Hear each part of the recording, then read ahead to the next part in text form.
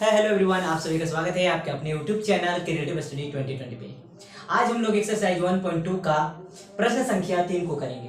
तो आइए सबसे पहले हम लोग देर किए बिना ही क्वेश्चन को पढ़ते हैं और इस क्वेश्चन को हम लोग क्या करते हैं, हल करते हैं। सबसे पहले देखिए लिखा गया होगा, अभाज्य गुणनखंड विधि द्वारा निम्नलिखित पूर्णांकों के एचसीएफ तथा एलसीएम ज्ञात कीजिए।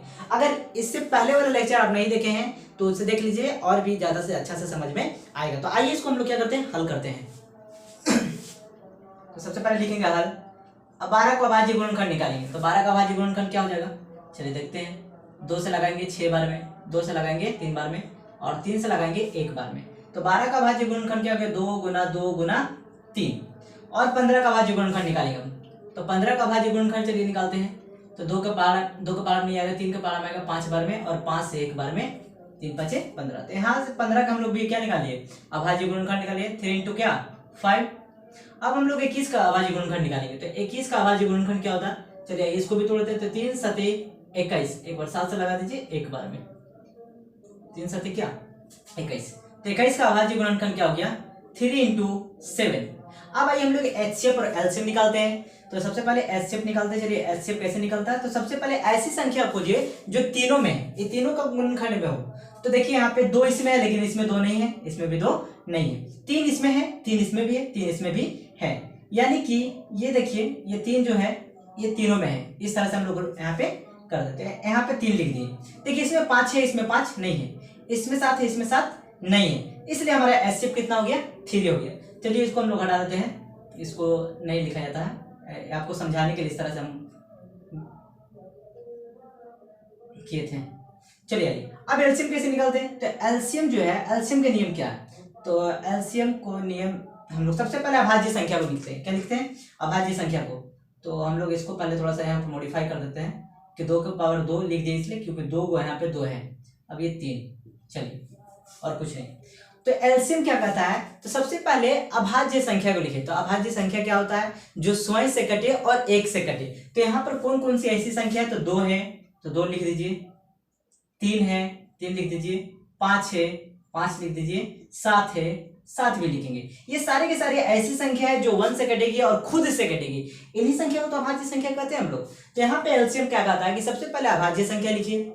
अब यहाँ पे देखिए कि यहाँ 2 के पावर 2 है और कहीं भी है नहीं ना, तो सबसे ज्यादा जिसकी पावर होती है उसी को लिखा जाता है हम लोग। तो यहाँ पे 2 के पावर क्या लिख देंगे, पूरा का पूरा 2 लिख देंगे। चलिए यहाँ पे भी 3 एक होता है, यहाँ भी 3 एक होता है, यहाँ भी 3 एक है, यहाँ 5 एक है, यहाँ 7 एक है, सब एक दो है, इसलिए हम लोग इसको इतना ही छोड़ेंगे। 2 के पावर 2 का मतलब क्या, 4, 5 या 15 और 15 सते कितना होता है, 15 सते 105। अब इसको हम लोग गुना करेंगे। 4 5 20 की 0, हाथ में 2, 4 के पावर 0 बच 0 और 2 2, 4 एकम 4। तो हम लोग यहाँ एलसीएम भी क्या किए, निकालिए। अगर चलिए आइए हम लोग दूसरा पॉइंट करते हैं, प्रश्न संख्या 2 का, और आप इसे उतारिए, मैं इसे मिटाता हूं। आइए अब प्रश्न संख्या 3 का दूसरा पॉइंट करते हैं। तो इसका भी हम लोग क्या निकालना है, एचसीएफ तथा एलसीएम निकालना है। तो सबसे पहले हम लोग क्या करेंगे, सबसे पहले करेंगे कि 17 का गुणनखंड करेंगे। तो 17 का गुणनखंड क्या होगा, तो 17 का पहाड़ा 1 बार में। तो यहाँ पे क्या लिख सकते हैं, 17 का गुणनखंड 17 एकम 17, ठीक है। अब यहाँ पे क्या लिखे, 23 का गुणनखंड करेंगे। तो 23 का पहाड़ा ये भी 1 बार में आएगा, 23 एकम 23। तो यहाँ पे 23 का जो गुणनखंड होगा 23 गुना 1।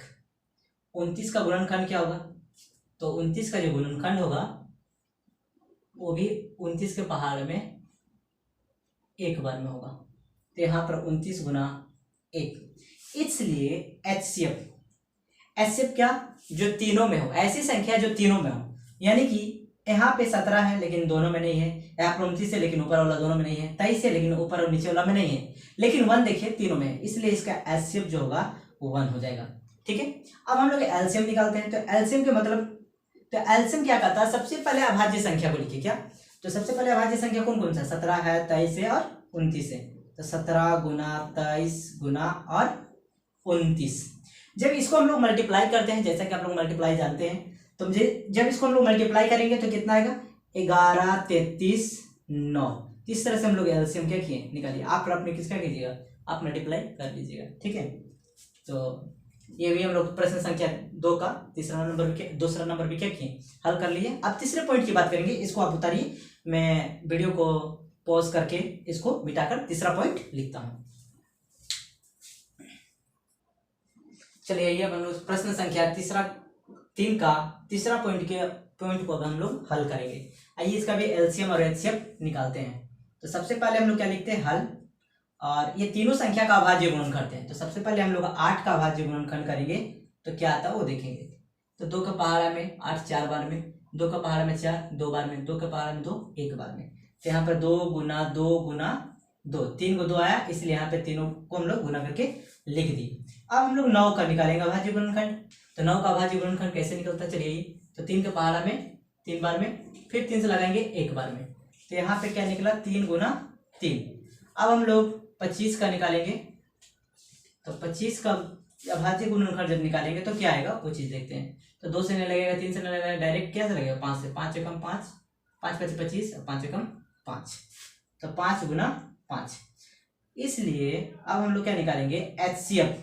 एचसीएफ क्या, एक ऐसी संख्या खोजिए जो तीनों में है। तो देखिए इसमें 2 है, इसमें 2 नहीं है, इसमें 5, तो इसमें 3 है, इसमें 3 नहीं है, इसमें भी 3 नहीं है, इसमें 5 है लेकिन दोनों में नहीं है। तो इस स्थिति में हम लोग क्या कहते हैं कि सबको 1 से मल्टीप्लाई करवा दीजिए।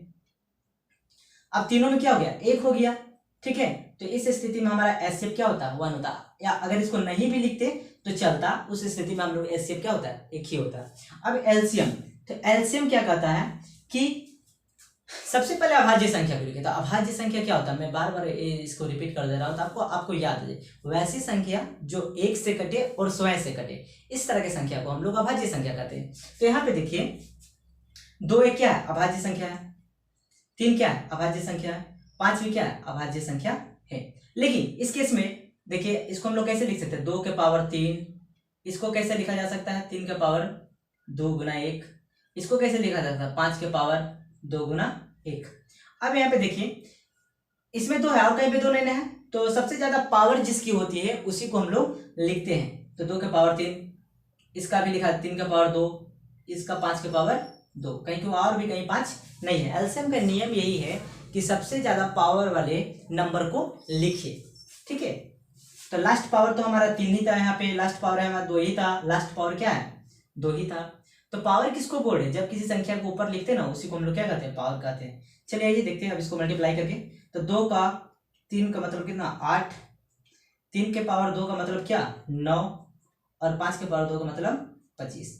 अब इसको हम लोग गुना करेंगे, 8 25 9 225, 225 होता है। और 8 25 क्या हो गया, 40 के 0, हाथ में 4, 8 दूनी 16 और 4 20 के 0, हाथ में क्या 2, 8 दूनी 16 और 2 18। यानी कि इस स्थिति में हम लोग क्या निकालिए, एलसीएम भी निकाल लिए। तो एलसीएम हमारा 1 और एलसीएम हमारा 1800। तो इस तरह से हम लोग प्रश्न संख्या 3 को भी हल कर चुके हैं। अब हम लोग प्रश्न संख्या 4 को हल करेंगे। तो अब मिलेंगे हम आपको नेक्स्ट लेक्चर में, ठीक है। अगर वीडियो पसंद आ रहा होगा दोस्तों तो लाइक कीजिएगा, और चैनल पे नए होंगे तो सब्सक्राइब कीजिएगा। आप लोग कमेंट भी नहीं करते, ना लाइक करते हैं, इससे हम क्या हो जाते हैं, डिमोटिवेट हो जाते हैं, ठीक है। क्योंकि हमारे वीडियो में किसी प्रकार का कोई रिस्पांस नहीं मिलता। मैं भी जितने भी वीडियो बना रहा हूँ आपके क्लास 10th का रिगार्डिंग बना रहा हूँ, आपको मतलब एग्जाम जो सिलेबस में मेंशन किया हो उन्हीं टॉपिक के ऊपर आपको जो है ना सारा का सारा वीडियो मिलेगा, चाहे वो साइंस हो चाहे वो क्या हो, मैथ्स हो। तो आज के लिए इतना ही। Thank you for watching my video.